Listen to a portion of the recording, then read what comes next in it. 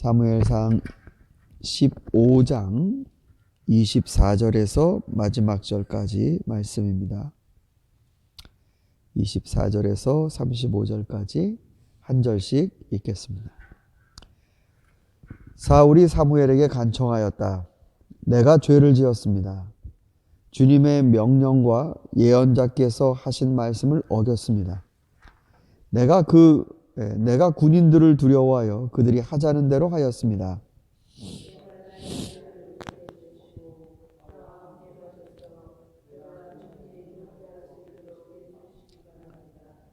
사무엘이 사울에게 대답하였다. 나는 함께 돌아가지 않겠습니다. 임금님께서 주님의 말씀을 버리셨기 때문에 주님께서도 이미 임금님을 버리셔서 임금님이 더 이상 이스라엘을 다스리는 왕으로 있을 수 없도록 하셨습니다.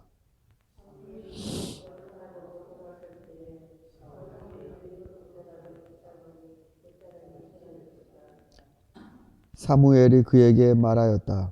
주님께서 오늘 이스라엘 나라를 이 옷자락처럼 찢어서 임금님에게서 빼앗아 임금님보다 더 나은 사람에게 주셨습니다.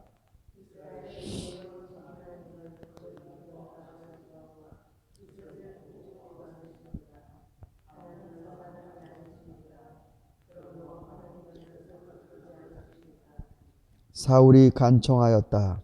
내가 죄를 지었습니다. 그러나 나의 백성 이스라엘과 백성의 장로들 앞에서 제발 나의 체면을 세워주시기 바랍니다. 나와 함께 가셔서 내가 예언자께서 섬기시는 주 하나님께 경배할 수 있도록 하여 주십시오.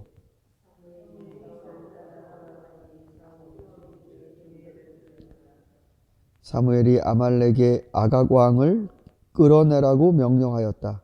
아각은 행여 죽을 고비를 넘겼나 싶어 좋아하면서 사무엘 앞에 나왔다.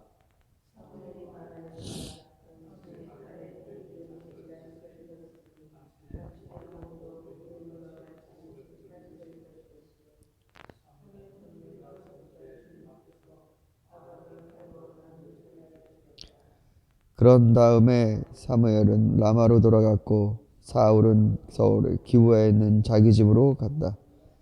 그 다음부터 사무엘은 사울 때문에 마음이 상하여 죽는 날까지 다시는 사울을 만나지 않았고 주님께서도 사울을 이스라엘 왕으로 세우신 것을 후회하셨다.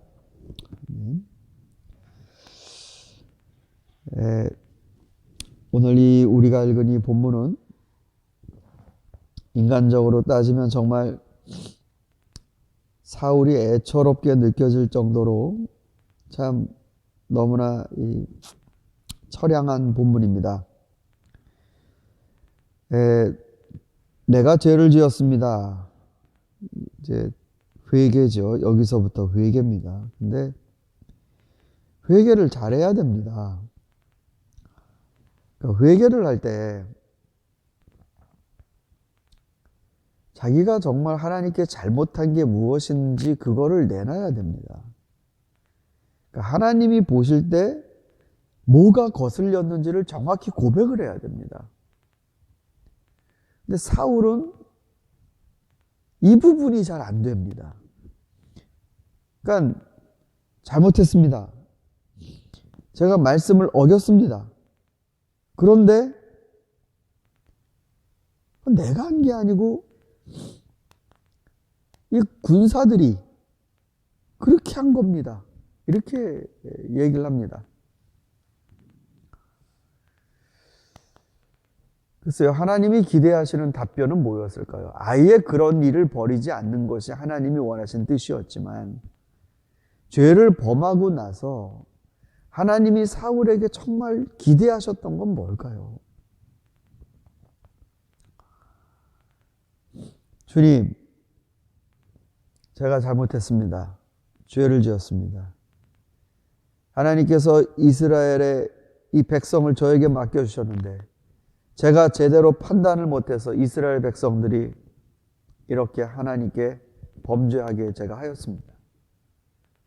저는 교만했고 하나님 말씀을 듣는다 하였지만 제 마음 안에는 저에 대한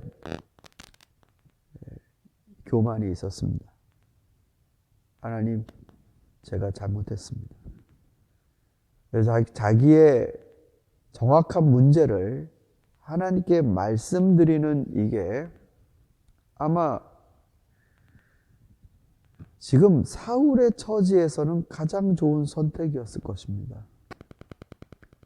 그런데 그러지 못했습니다. 그러니까 이 회개가 더욱더 하나님의 마음을, 사무엘의 마음을 더 아주 뭐라 그럴까, 정남이가 떨어진다 그럴까요?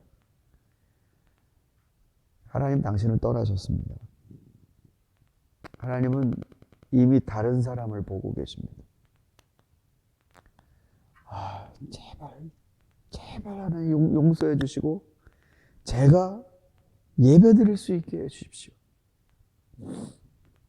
자, 예배, 이 사울이 드리려는 예배는 도대체 뭘까요? 깨진 마음으로 하나님 앞에 예배하라라는 말이 있습니다. 상한 마음으로 하나님 앞에 예배하라. 내 마음이 하나님 앞에 정말 실망시켜드리고 내 마음이 정말 설 수가 없어요. 그래서 우리 예수님 말씀하신 것 가운데 기도하러 하나님 앞에 나온 두 사람이 있습니다. 바리새인과 세리가 있습니다. 상한 마음으로 하나님 앞에 예배한 자가 누구인가? 세리죠. 하나님 앞에 저는 설 수가 없습니다. 하나님의 마음을 정말 아프게 해드린 전 죄인 중에 죄인이어서 감히 성전도 못 갑니다. 그러면서 하나님 앞에 눈물을 흘렸습니다. 그런 마음으로 예배를 해야 되는데 지금 사울은 선지자님이 저를 데리고 예배하러 가시지 않으시면 저의 체면이 말이 안 됩니다 라고 얘기한 겁니다. 제 체면이 말이 안 됩니다. 그럼 결국은 지금 사울이 드리려는 이 예배는 보여주기라는 얘기 아닙니까? 보여주기.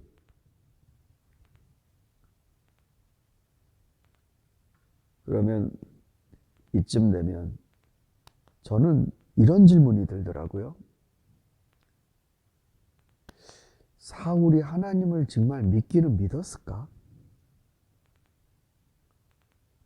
아니, 예배가 뭔지도 모르고 회개가 뭔지도 모르고 하나님 말씀 순종한다는 것도 뭔지도 모르고 이 사람이 정말 하나님의 은혜를 알까? 사무엘이 그걸 지적해 주거든요. 당신이 직접 얘기하지 않았습니까? 당신이 이스라엘 지파 중에서도 가장 작은 베냐민 지파고 베냐민 지파 중에서도 가장 작은 것이 우리 집안이라고, 가장 말단이라고, 그 말단인 자신을 하나님이 이스라엘의 영도자로 기름을 부어서 세워주신 겁니다. 그럼 큰 은혜 아닙니까? 큰 은혜. 하나님 나를 이렇게 세워주셨다. 베냐민 지파가 왜 말단이 됐는지 여러분 아시지 않습니까? 근데도 이렇게 세워주셨다. 그럼 그 은혜가 이 안에 있어야 되는데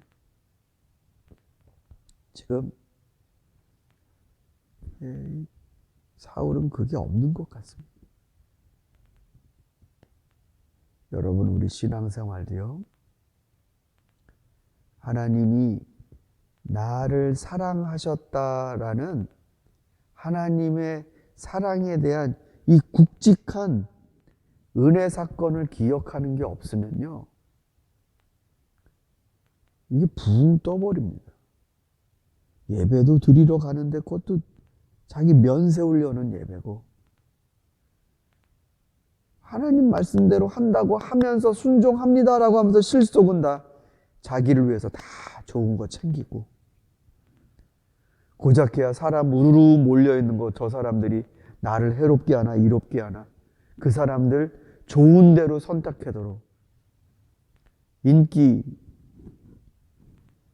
그거를 뭐라고 그럽니까? 포퓰리즘이라고 합니까? 그런 식의 신앙이 돼버릴 수도 있습니다. 사도 바울이 이렇게 말했습니다. 갈라디아서에서 나는 율법에 대해서는 죽었습니다. 그 율법이 나한테 뭐 지켜라 뭐라고 그래도 난 거기에 대해서는 아무런 반응도 하지 않. 난 이미 거기에서는 나왔습니다. 끝났습니다. 그것은 내가 나를 사랑하셔서 자신의 아들을 죽기까지 희생시키신 그 하나님의 은혜 안에서 살기 위함입니다. 그러니까 나를 사랑하셨어요. 나를. 사도 바울에겐 이게 있었습니다. 하나님이 나를 사랑하셨다. 하나님이 어느 정도로 사랑하셨냐면 그의 아들을 나를 위해 희생시키실 정도로까지 나를 사랑하셨다. 그러니까 이게 있어요. 이게 여기 안에 들어가 있다고요. 그러면서 이제 갈라디아서 6장 마지막 부분에 또 이런 말을 합니다. 나는 예수 그리스도의 상처를 내 몸에 지니고 다닙니다. 이게 무슨 말이에요? 그리스도의 상처라고 하면 나를 위해서 그분이 다치신 그 모습입니다. 그거를 자기 몸에 지니고 다닌대요. 그러니까 유대인들이 누가 달려와서 사도 바울을 죽이려고 하든지 간에 이 사람은 아이고 내가 여기서 이러다 4명에 못 죽겠네 이런 생각도 안 해요. 이미 자긴 죽어버렸어요. 그리스도의 십자가 안에서 이미 난 죽어버렸다. 이들이 나를 협박할 수 없다. 이제 내가 산 것은 예수 그리스도의 은혜 이게 있어서 산 거다. 이러니까 사도 바울이 이런 행동이 가능해지는 거죠. 뭐냐면은 내가 많이 갖게 돼도 내 신앙이 하나님 앞에 흔들리지 않고 내가 가난하게 돼도 내 신앙이 하나님 앞에 흔들리지 않는다. 이미 나는 하나님의 은혜에 이 충족을 갖고 있는 사람이다. 이런 게 있어서 이런 은혜가 있어서 신앙생활이 가능해진 거거든요. 이게 없으면은 여러분 신앙생활이라고 할 수 있을지 모르겠습니다. 지금 사울의 신앙을 보십시오. 그런 은혜를 입었지만 그 은혜에 따라서 내가 하나님을 섬기는 자로서 하나님이 나를 이 왕이라는 위치에 세우셨을 뿐이다라는 이런 게 없습니다. 사람 눈치 보고 이 사람 잡으려고 말을 이렇게 가고 하나님의 명령은 둘째치고 중심이 빗나갔습니다. 하나님이 여기 우리가 성경에 몇 번 안 나오는 단어예요. 후회한다. 하나님이 후회하신다라는 게 여기에서 지금 몇 번째 나오는지 모릅니다. 사무엘도 그 이후로 사울을 다시는 보지 않았다. 사랑하는 성도 여러분, 저와 여러분의 신앙은 하나님이 하신 말씀 안 지키는 벌 받는데 그런 불안한 신앙이 아니고 나를 사랑하시기 때문에 나에게 말씀해 주시는 거 아니겠습니까? 너희들 이렇게 해라 라는 게 족쇄 채우는 말씀이 아니라 나를 위해 이미 아들까지 희생시키신 그분이 나에게 이렇게 해라 라는 그 말씀이 그게 거짓말이겠습니까? 아니면은 우리를 이용하시려고 하시는 거겠습니까? 우리를 위해서 살리려고 하시는 분이신데 주여 감사합니다. 주의 말씀 오늘도 저에게 비칩니다. 아들을 주셨을 뿐만 아니라 오늘 하루도 주님이 말씀으로 저를 또 살려주십니다. 이 마음으로 하나님 앞에 나가는 그런 신앙생활이 바로 저와 여러분의 신앙생활이 될 수 있기를 바랍니다. 우리 같이 한번 기도하겠습니다.